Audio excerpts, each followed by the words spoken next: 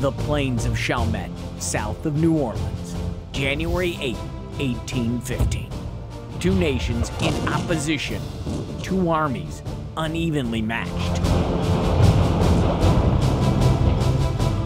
A violent half an hour later, a victor emerges from the fog, and one nation becomes united. It's been 200 years, 2 centuries, since that fierce battle was waged here on this site in Chalmette in St. Bernard Parish in South Louisiana. It was here where a stunning victory firmly bonded the independence of a young nation and its diverse elements. It was here that the so-called ragtag force of fighting men, assembled by one of America's heroes, Andrew Jackson, shattered the fighting forces that had defeated Napoleon, the mighty British military. Perhaps the most misunderstood military engagement in our history, the Battle of New Orleans, was a battle for the destiny of the United States of America. Here on the plains of Chalmette, destiny was manifested in the Battle of New Orleans, a meaningful victory.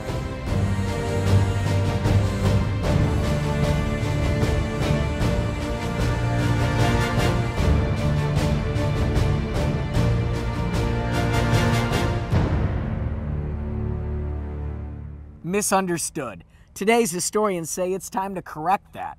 The Americans fought to defend their homes and families, but also to preserve their independence, which a defeat would have threatened because America was still at war with Britain. On the 8th of January, 1815, the War of 1812 was not over. A treaty had been signed at Ghent, but it was not yet ratified, and New Orleans was a coveted prize.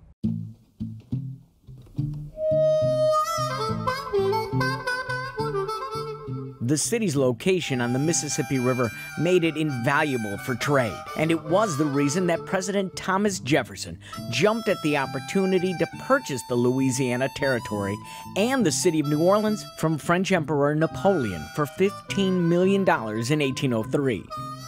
Now an American city, the population began to see some changes. The population of New Orleans right around 1814, so just before the Battle of New Orleans, was about 20,000, and it was probably evenly split between whites and blacks. It had been largely settled by French and Spanish people from Europe, and many of those people, when they had children, their children were referred to as Creoles. You also had a sizable foreign French population who had emigrated not only from France, but also from Saint-Domingue, what we call Haiti today. So it was a very cosmopolitan, very polyglot society. What starts to happen around the time of the Louisiana Purchase is that you get people from other parts of the United States coming to New Orleans. So many entrepreneurs came to New Orleans to make their fortunes. This was one of the most strategic points in the United States, one of the greatest ports in the United States. New Orleans really was somewhat unique in that it had a 3-caste system. You had whites, and you had slaves, and then you had a class that was in between that, and many of those people were free people of color. The free colored population was pretty substantial here. It was a city of fear at that time because we experienced a near slave rebellion in 1811. So there was a lot of concern that there might be another uprising of the enslaved population of Louisiana. A revolution in Haiti added to the uneasiness and to the city's population. Between about 1809 and 1810, you had this huge influx of Haitian refugees. Essentially doubling the city's population, but it reinforced the French culture of New Orleans, and with the War of 1812, would those French individuals stand up and support the United States? One of the things to keep in mind is that Louisiana became a state in 1812, just 2 months before the war broke out. So they really, even though they had been a territory for about a decade, in some sense they weren't fully Americanized. I think there were a number of Americans who felt that Louisianians would not stand up and fight for the United States. And that's what the British were counting on. The British had sent an intelligence agent in about 1813. Captain James Sterling had reconnoitered the coast of Louisiana, and the belief that was expressed by Captain Sterling is that the ties between these people and the rest of the United States are not strong.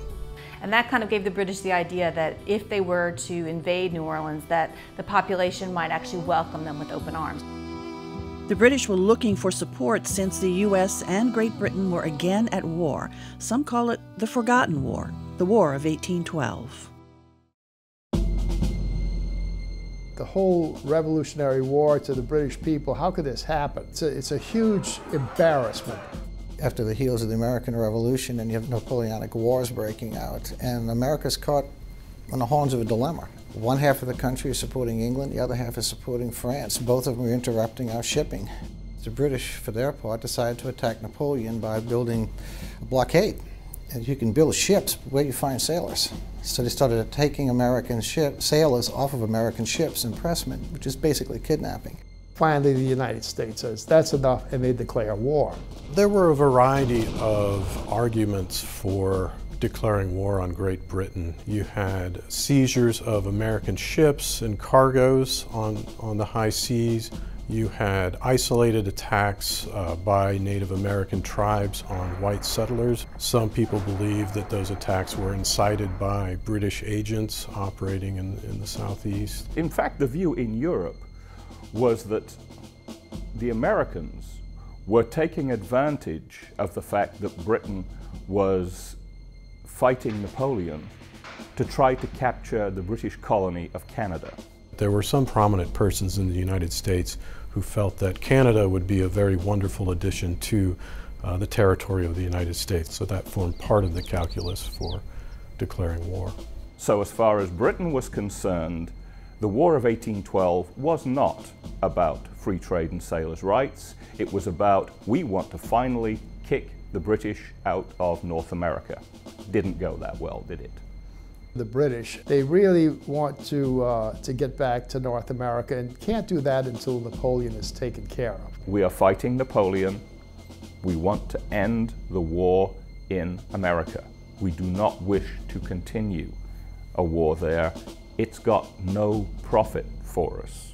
After Napoleon's defeated and abdicates and sent to Elba, they have this massive army and navy that they ship it over to the United States.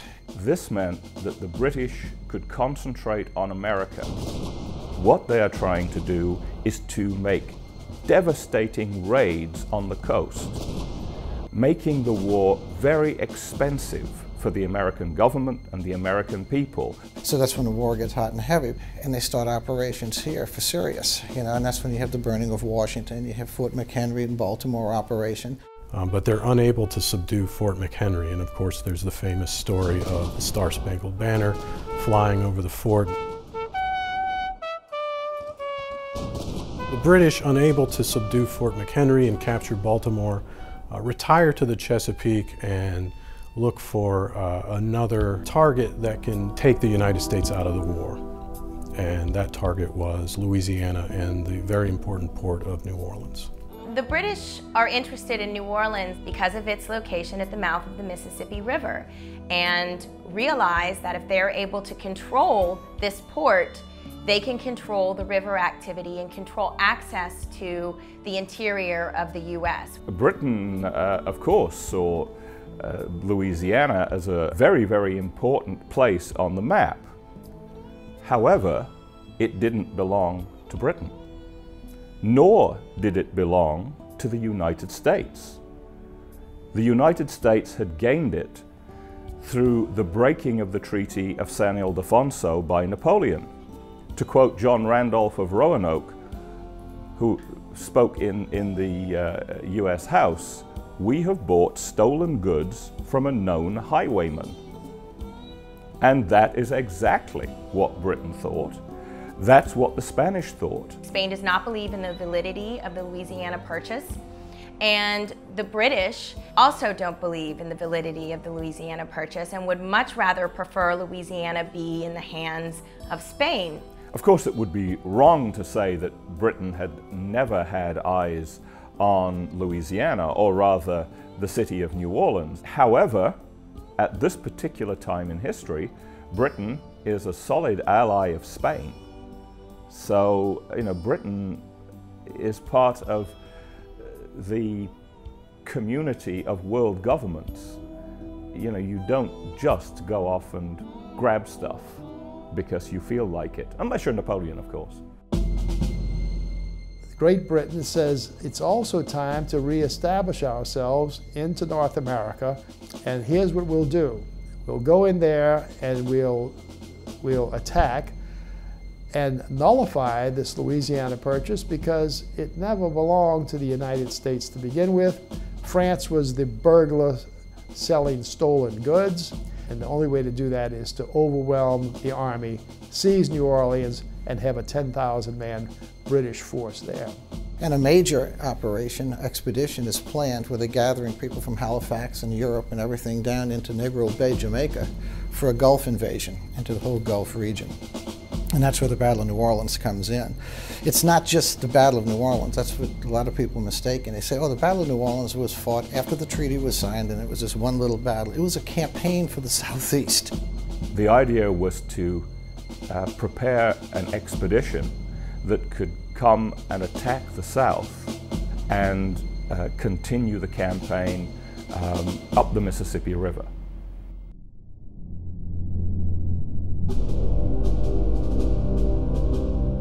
A British force 10,000 strong turns its sights on New Orleans, even before the arrival from London of the assault leader Major General Edward Pakenham.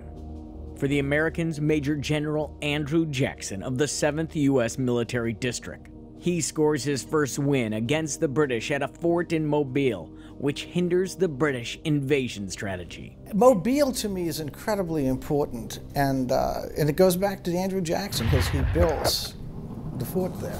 The British decided they're going to take that fort. If they were able to succeed and then take Mobile, they could have taken their entire army inland, floated down the river after cutting it off and taken the city of New Orleans before Jackson was even there. Andrew Jackson very famously gets word that there are British officers in Pensacola, so he invades Pensacola. He is a wild man. He occupies Pensacola, takes Pensacola, and drives the British out. Now they don't have a land base. Almost immediately after the failure to capture Fort Boyer, the plan changes, and the idea is to go direct to New Orleans through the bayous. The British head for New Orleans around the same time Andrew Jackson arrives in the city, early December 1814. Jackson pledges to the people that he will drive their enemies into the sea or perish in the effort. The British, meanwhile, are trying to find their way through the Louisiana swamps and bayous. They drop anchor around Chandelier Island. That's where the water's deeper. They can't go inside the islands because it's too shallow for the depths of their ships. They were looking at any possible way to get troop boats in and land those troops. The Americans were known to have gunships that were patrolling Lake Bourne and the pass into Lake Pontchartrain. And the British flotilla had to deal with these gunboats in order to clear the way to land troops. That's when they run across Captain Appleby Jones with his gunboats, his 5 gunboats. You have the famous Battle of Lake Bourne. A large volunteer force rowing barges from the fleet fought in action with them and captured all 5 American gunboats. And now they're in occupation of Lake Bourne. Jackson knows they're there, but he doesn't know where they're going to go. Jackson's looking around and he's seeing a city that in the best of times would be a challenge to defend, but he immediately sets to work in doing what he can to make it difficult for the British. So he gives an order for all of the bayous leading to the city to be obstructed with felled trees and whatnot. Jackson ordered all of the bayous closed, but Bayou Avenue was not blocked. Why? And that's the question Jackson posed to Gabriel Villeray, the son of the future governor of Louisiana and militia general Jacques Villeray, who was surprised when the British showed up at the Villeray plantation. He had the image of Gabriel Villeray on his porch with his feet on the rail drinking a cup of coffee, and all of a sudden he sees red uniforms passed on either side of him. He jumps to his feet in panic, runs into the house, opens up the back door, and there's Colonel Thornton with a drawn sword saying, "You're now my prisoner." Villeray would not remain a prisoner for long. With the British occupied with their plans for conquest, he jumps out a window. Villeray managed to escape his captors and make his way to New Orleans and raise the alarm that the British had landed in force downriver of the city. Of course, Jackson places Villeray under arrest because the first question he asked me is, how did they get there if the bayous were blocked? Well, it didn't block the bayou. Arrest that man. Gabriel Villeray was court-martialed, but eventually Gabriel Villeray is acquitted. The British begin moving their troops to Bayou Bienvenue, their route to the Mississippi River that will take them to the road to New Orleans. but it's a slow, difficult trip. From the front line back to the British fleet was a linear distance of about 80 miles. You're bringing everything in boats. You have this great long row from the fleet. Which, depending on which way the wind was blowing, it could be an 8-hour row. We don't have enough boats to bring them all in at once. They're going to come in 3 waves. It's going to amount to a force of about 7,500 to 8,000 men. The first group lands at 9 o'clock in the morning on December the 23rd. Jackson is wary of the impending assault and the reliability of the people to take up arms. He declares martial law. And that was an unprecedented move for an American general, the first time martial law had been declared in that sense in the United States.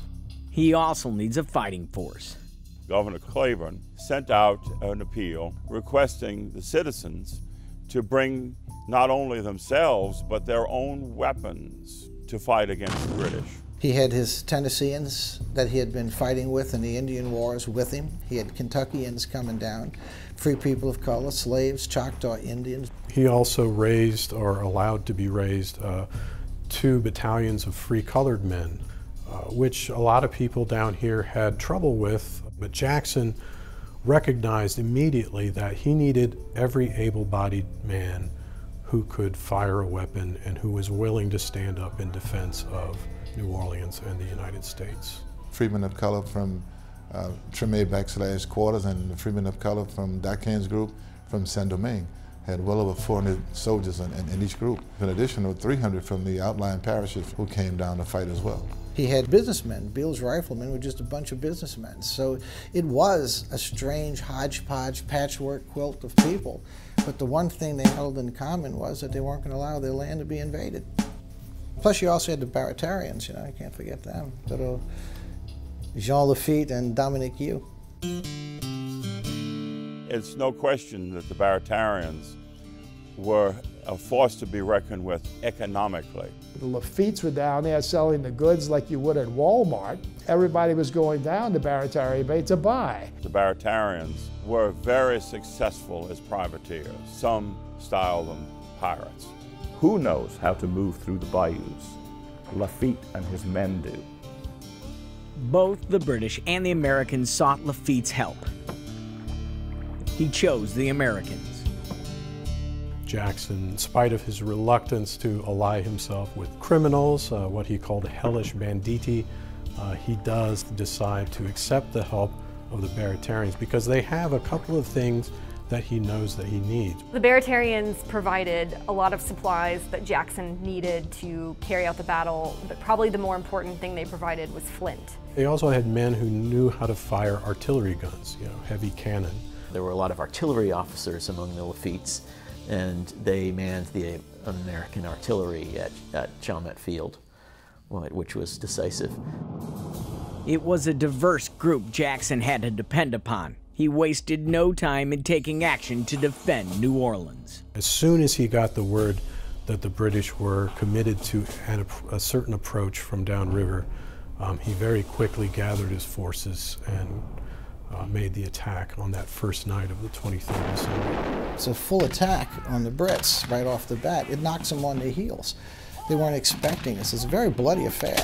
It's a very chaotic and confusing fight. Visibility isn't very good from the powder smoke. There was a lot of confusion where American and British forces were getting mixed up as one side would overrun the other's position.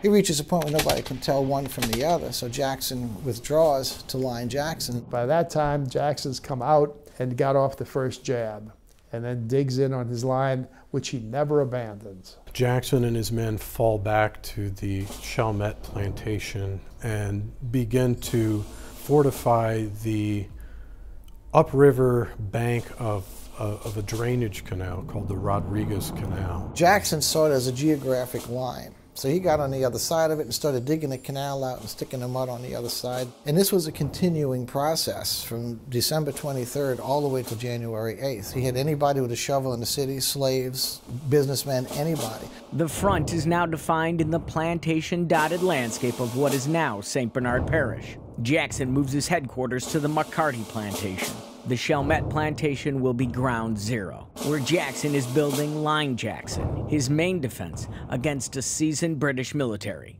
I can't imagine the British sailors, what they went through, because every soldier, every cannonball, every cannon, every bit of food had to be put on boats and rowed all the way up to Bayou Bienvenue and then dragged through the march and brought to the front. Furthermore, temperatures were incredibly low.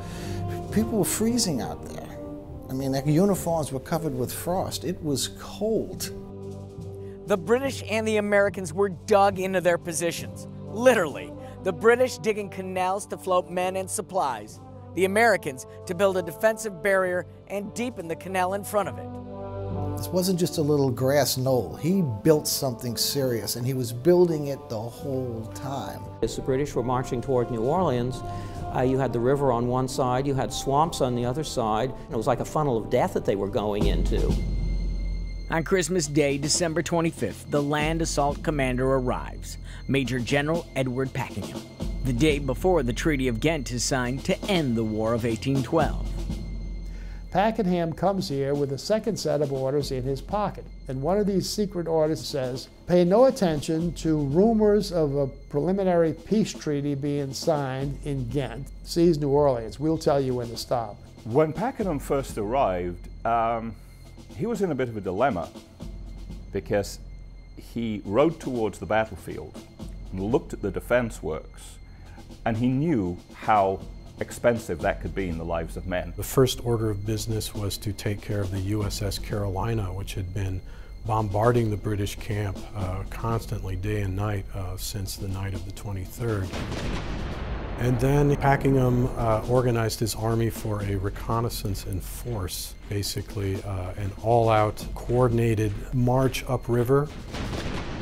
So that was their first good look at Jackson's defense. The so-called reconnaissance in force, where Packenham loses one and Jackson wins one, is that he probes the line. The Americans aren't breaking, but also they are not inflicting anything like the casualties that he'd expected.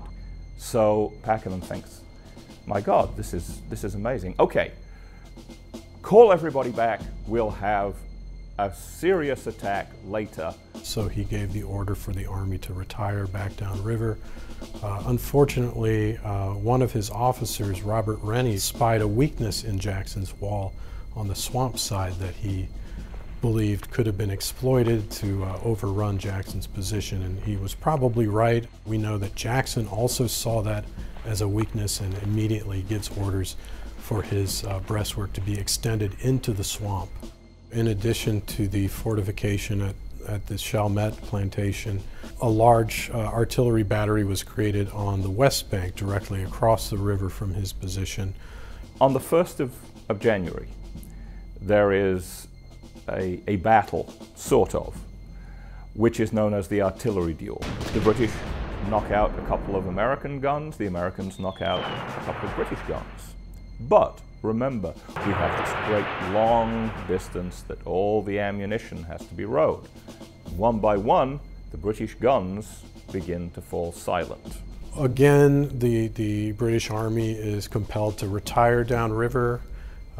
British morale is suffering. Edward Packenham knows he's in a terrible position. He's hemmed in between the river and the swamp. He has to go forward, and the only way out is forward to New Orleans. And Packenham is there thinking, well, we have to attack, but how do I do that? That's when he comes up with the idea of going to West Bank. And what the plan is to send a brigade of troops across the river at night to take out the American positions on the West Bank. He conceives of a two-pronged attack on Jackson's line at Chalmette, a main assault that will hit the middle of Jackson's line. Another column will attack on the river side of Jackson's line. There's a forward gun battery there. Just preceding it, a force was planned to be landed on the West Bank, where it would quickly move upriver and capture that battery on the West Bank and turn those guns on Jackson's line. The noise from the battlefield rattles the city. So do the rumors that Jackson has threatened to blow up the legislature. Some of the members of the legislature are talking about capitulating with the British because they don't want the city destroyed. They don't believe Jackson can hold back 14,500 soldiers. Plus, Jackson didn't just have Line Jackson. He had Line Dupree and Line Montreal behind it. So he was prepared to, if he lost here in Chalmette, to step back to the next line of defense and then fight in the suburbs. And that's what had the Creoles upset. They thought he was plenty capable of burning the city rather than let the Brits have it. A lot of people didn't think that Jackson and his improvised force of militia volunteers and regulars could stand up against this large invasion force of experienced British soldiers. So there was a lot of apprehension on the parts of people. The city is very nervous. It's very nerve-wracking. If you read, and when you read about how nervous everyone is, what is going to happen, and how do we defend the city?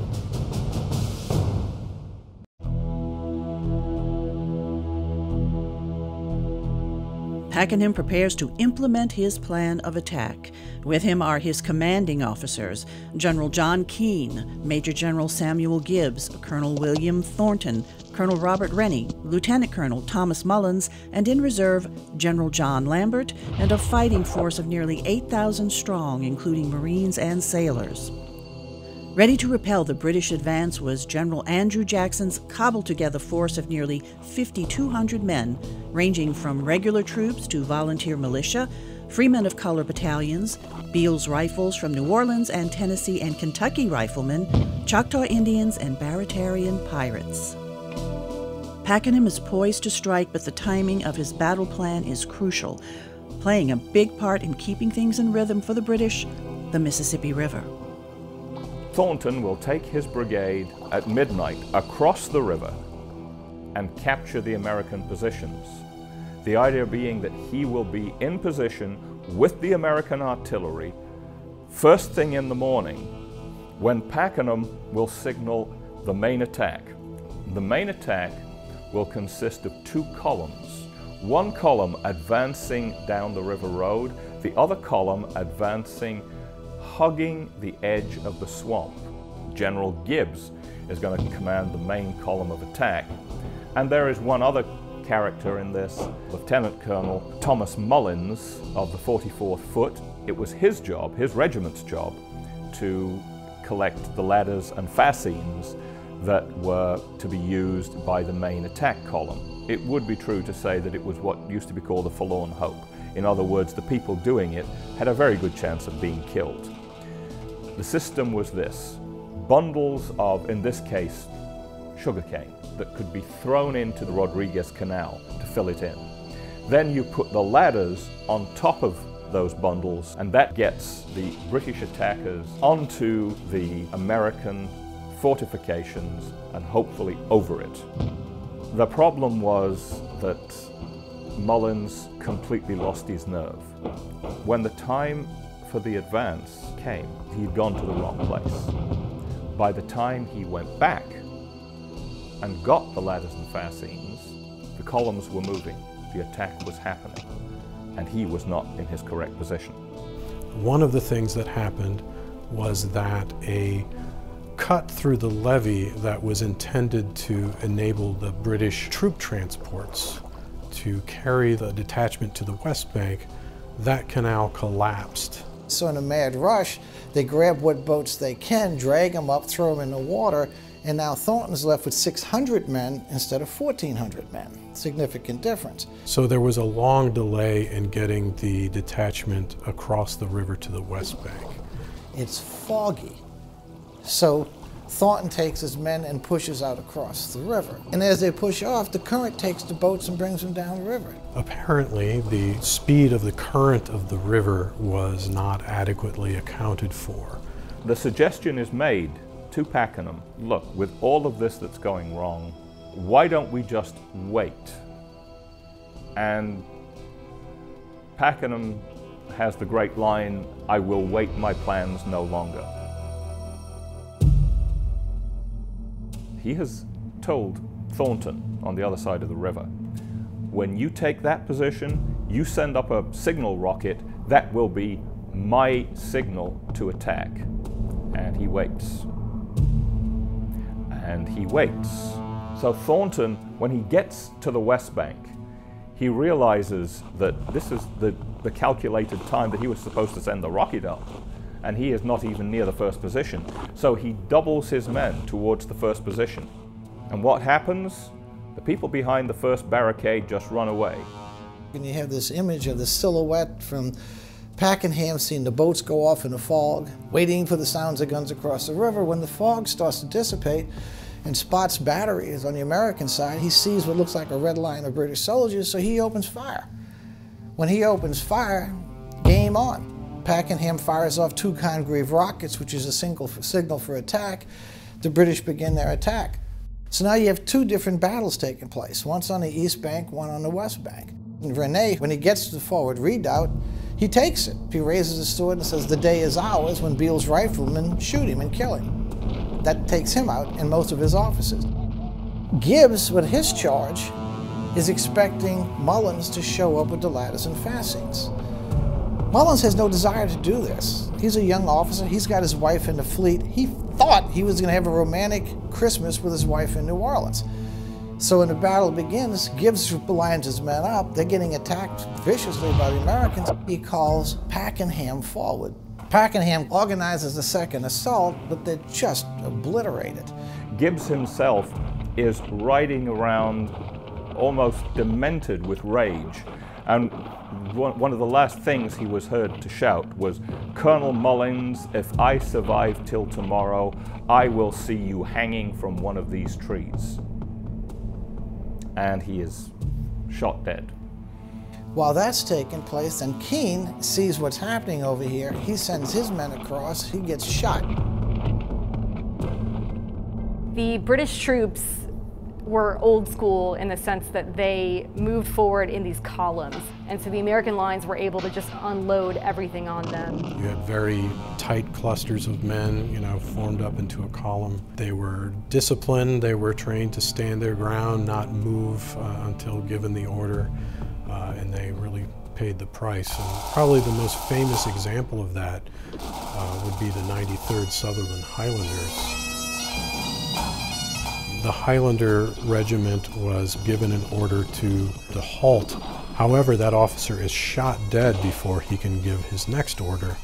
So the men of the 93rd stood there in near point-blank range, getting mowed down by the dozens, and as men would fall, they would close up ranks in a very disciplined way, just getting slaughtered until an officer could be sent up from the rear to give them the order to retire. And they did so with their colors held high. The Jackson line, the American line, was set up into 8 different batteries, and each battery had about 1 to 3 cannons, or guns as we call them. In addition to each of the big guns, the frontiersmen and the Louisiana militiamen were armed with muskets. The other advantage the Americans had was there were several backup lines behind the front lines, so once each frontiersman or soldier holding a musket ran out of ammunition, there was an immediate replacement. The frontiersmen were all very well-trained hunters, and even though they didn't have military-issued rifles, they were using their own hunting rifles, most of them. There were also some pretty skilled marksmen amongst the Baratarians, and Dominique Yu and Renato Beluche commanded Battery Number 3 and kind of helped Jackson's tactical goals with the battle. While his men helped with the artillery battle, Jean Lafitte was not on Line Jackson. In fact, it's not certain where he was while the battle raged. However, the location of one of Jackson's troops is well documented, and he was just a boy. Jordan Bankston Noble, the most talked about person of African ancestry during the Battle of New Orleans, was born sometime between 1800 and 1803. Jordan Bankston Noble was a slave. Though mentioned as a member of the 7th, there are no documents to support that. He, however, was General Jackson's drummer boy in his 7th Infantry uniform. He was noted for his famous and long drum roll in Reveille, which was critically important because most generals use the drummers to give signals to the troops as to what their movement should be. So his role is not to be minimized. He was very brave and didn't waver. After the Battle of New Orleans, Jordan, Banks, and Noble became Jordan again and was sold into slavery for the third time. Edward Packingham saw that the battle was faltering. He rode forward to take command personally, to lead from the front. And he was rallying his men to renew their assault when he was knocked off of his horse, probably by a round of grape shot. How do we know it was grape shot and he wasn't picked off by some coonskin wearing chap with the squirrel gun? Because he is hit 3 times at exactly the same time. Apparently his leg was badly mangled. His staff quickly found him another horse. He climbed back aboard, but was soon shot a second time, and those wounds proved to be fatal. We've now got Gibbs dead. We have Pakenham dead. Colonel Thornton, he is seriously wounded. Rennie is dead. John Keane has been seriously wounded. The only British officer on his feet is John Lambert, who is in command of the column of reserve, which is in the center of the field. The constant rumble of artillery only increases the fear and worry among the people in the city. They turn to prayer. They look to the city's apostolic vicar, Father Dubourg, the Ursuline nuns, and some special spiritual guidance and strength from above. The night of January the 7th, all of the sisters, as well as the women and the children, come to the chapel that was part of the Ursuline convent here in the French Quarter. The men, anyone who has the ability to bear arms, has gone to the battlefield. Our Lady of Prompt Succor is placed on the altar, and they start a night vigil of prayer. In the morning, Father Dubourg begins to say Mass. The battle is raging on. They can feel the concussions down the river. There's reports of the building shaking. During communion, a messenger runs in and yells, "Victory is ours." And at that point, the entire community sings the Te Deum, the prayer that we say in thanksgiving and gratitude, thanking God for helping the men on the battlefield. For the battle to have been won in less than 2 hours is part of the miracle of what we talk about for Our Lady of Prompt Succor. So the East Bank collapses. Some estimate it's within 15 to 20 minutes, so they retreat. Thornton, though, is driving ahead. Jackson's ecstatic. He says, "I can't believe this. This is a splendid victory." Then he starts hearing the pop, pop, pop of guns and artillery across the river. He and Arsène de la Tour look across the river, and what they see totally shocks them. The American troops, the Kentuckians and the French and all the rest of them, are running away from the British. The detachment tasked with the assault on the West Bank finally did reach their objective, which was the American battery, which they charged with bayonets and drove the Louisiana and Kentucky militia from their defensive positions. When Andrew Jackson looked across to the West Bank, he wasn't thinking, "Great, we've beaten the British, they've gone." He looked across there and said, "My God, we've lost." Because he realized that he didn't have a right wing anymore. He didn't have a right flank. American lines collapse, collapse, collapse, collapse, collapse, collapse, collapse, all the way until you get to Beaugervais, which is the very last line of defense at Algiers Point. We could push these guys out the way. We've won this thing, because I have Algiers Point. I can start shooting rockets and Congreve rockets, and I can start shooting cannons into the French Quarter. Well, Thornton works his way back across the river, asks to see Pakenham, he's dead. Asks to see Gibbs, he's dead. Asks to see Keane, he might as well be dead. He's in pretty bad shape. What about Renee? He's dead. What about Wilkinson? He's dead. The command structure is totally taken out. The only guy left is a guy named Lambert, who is in charge of the reserves. He's totally overwhelmed at the carnage that he's seen. He doesn't know what to do. Thornton was begging Lambert to send him reinforcements. Lambert refused. He was so shaken, he ordered a withdrawal. And all of a sudden, Jackson hears a bugle. He looks down the river and there's 3 British officers, one with a white flag, one with a bugle, and another officer standing there. So he sends one of his guys down to talk to him. The guy comes back with a note, I want to talk terms, signed Lambert. General Jackson received the note from General Lambert, read it and said, "Who the hell is Lambert?" He had no idea that Pakenham was dead until he got that note saying, we would like to care for our wounded and remove our dead, John Lambert commanding His Majesty's forces. And that's when Jackson suddenly realizes, my God, the entire officer corps is gone. All right, I'll meet with him. So he meets with Lambert. And Lambert says, look, I'd like to have a ceasefire. So Jackson agrees. And he looks at Lambert, he says, but all bets are off on the West Bank. It's on. And Lambert looks at him and says, I'll withdraw. Lambert actually snatched defeat from the jaws of victory. It was a terrible, terrible price that the British had paid, but they could have still won had Lambert not withdrawn from the West Bank. Jackson immediately reinforces the West Bank, pushes Patterson's battery further down the river across from the Villeray plantation, and starts opening fire on the British while they're in their camp and tormenting them all the way to January 18th, when they sneak away, work their way through the bayous, get back on the ships and sail to Dauphin Island.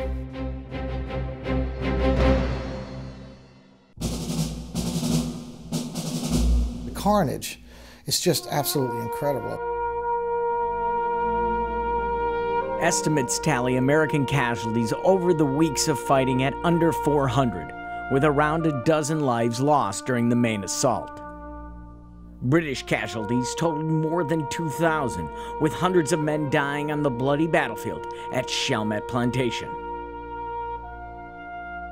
And then when the bodies start coming in on carts and on barges, people are terrified because they figured, God, what a horrible thing. They're worried about their relatives, their fathers, sons, brothers, cousins, what have you. And then they discover that there's only 13 Americans down. It's all British soldiers, And so the Creole women start taking care of them. A lot of the free women of color start taking care of them. A lot of these British never leave. After the battle, the people of New Orleans were actually very helpful in treating both sides. The Ursuline nuns transform their lodgings into a temporary hospital for the sick and wounded, many of whom were British. After the battle, many of the mortally wounded were just buried on the battlefield, and the soil was not conducive for burying people. It was very marshy and wet, so a lot of the bodies actually emerged from the soil later. It was a pretty ghastly sight. Head officers such as General Pakenham were actually, their bodies were disemboweled and they were put in casks of rum to ship back to England. Basically to preserve them so they can send them back to England for proper burial. And as one American passed a comment, well, at least he left in good spirits. The last British troops are re-embarked around the 29th or 30th of January. So it took weeks to get everyone off of Louisiana soil. And the British commanders pulled away from New Orleans and said, well, that didn't work. Let's go back to Plan A. Sailed back to Mobile Bay, and this time they captured Fort Boyer. So it actually ended this War of 1812 on a British victory at Fort Boyer. And it was actually 2 days after the capture of Fort Boyer that official news arrived that a peace treaty had been signed at Ghent. In New Orleans, Jackson is hailed as a hero. After the battle was over, Andrew Jackson asks Dubourg to plan a celebration for the city. And on January 23rd, they have a grand celebration at the cathedral. There is this elaborate, beautiful public display that is erected in the Place d'Armes, Jackson Square. The only forces that are positioned in an official capacity to greet the general are the white Creole forces that had fought. And so from the beginning, the battle's commemoration is a racially exclusive public event, and it remains that way for the next 36 years. But it wasn't all praise for General Jackson. Jackson refuses to repeal martial law because the war isn't technically over. And so he made the troops stay and defend the position well into February, when they were at the point where they wanted to go home and celebrate. There was a local person who wrote a column in the newspaper, a letter to the newspaper, criticizing Jackson for not repealing martial law. And he was promptly thrown in jail by Jackson. And then the judge, whose name was Dominic Hall, said, well, we're not sending this guy to jail without a fair trial. And then he got thrown in jail as well. After martial law has been lifted, Judge Hall summoned Jackson to his court. And Jackson was found to be in contempt of court and fined $1,000, which was an enormous amount of money in those days. Years later, Congress refunded the money.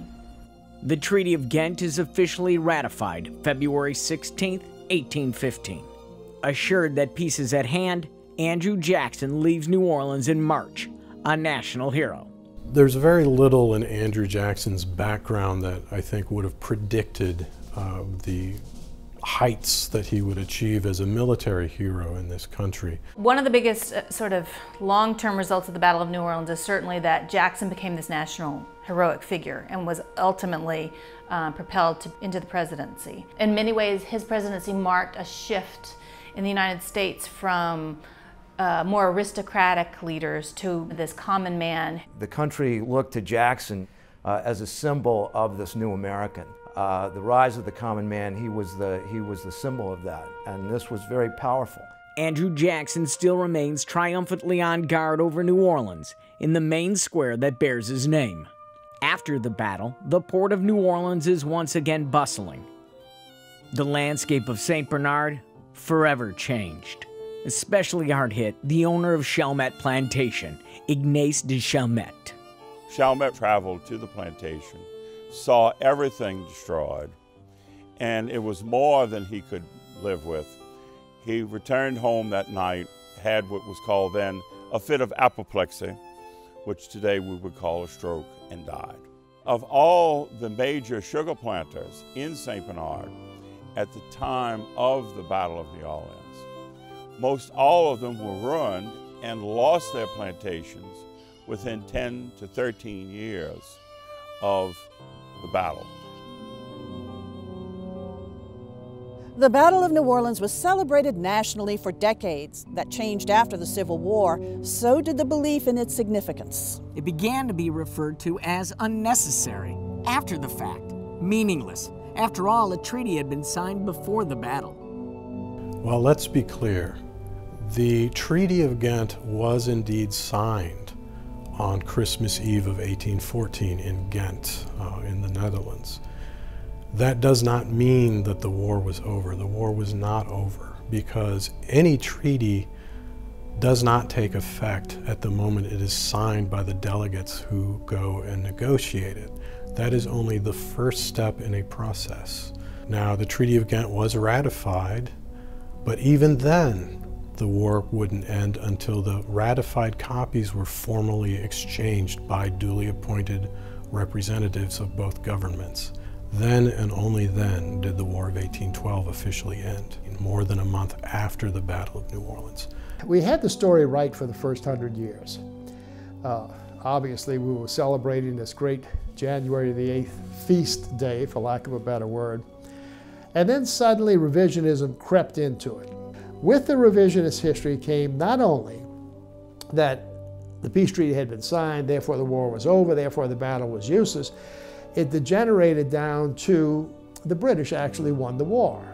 Why did they win the war? Well, they won the war because the United States failed to conquer Canada. Well, Canada was never an objective, was never a cause of war. It became a goal once we were in the war. Even if you read about it in books, oh, it was fought after the treaty was signed. It was a footnote to history. It never should have happened. Terrible waste, no big deal. People don't really know how important it was that the Louisiana Purchase was hanging in the balance. Control of the Mississippi River was hanging in the balance. I mean, the implications for this thing are just astounding. What could have happened had the British won? Historians have debated for a long time whether, if the British had won the battle, would they have stuck by the terms of the Treaty of Ghent and left, or would they have stayed? I think the likeliest scenario in the case of a victory in New Orleans was that they would have turned the colony over back to the Spanish. We would have truly been confined between the river and the eastern seaboard, like both Napoleon and the British wanted to do.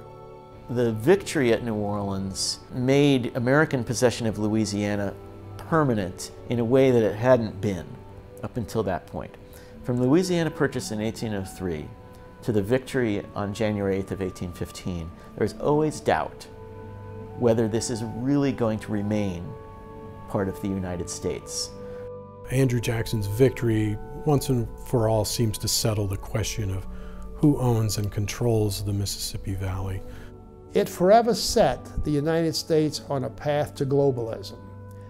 After the War of 1812, after this Louisiana Purchase is no longer in question, we are now on a path to what Jefferson had always called manifest destiny.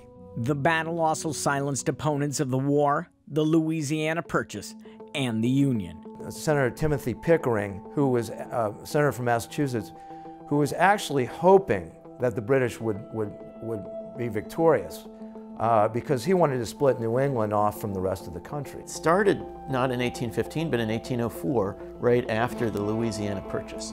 And so these New Englanders recognized that the Louisiana Purchase was going to change the geographic shape of the Union and give a lot more political power to a part of the country that wasn't their part of the country. The Massachusetts Federalists did not want these people into their republic. These people spoke French, they were Roman Catholic, you had a large number of free blacks compared to the rest of the country. America being controlled by these Westerners was a nightmare for this republic that was based on Puritan values. So the Hartford Convention is a collection of Federalists who have decided to go to Washington and deliver an ultimatum saying, we don't want to be in the Union anymore unless certain conditions are met. And the war was going badly, so they felt they had a chance of being heard.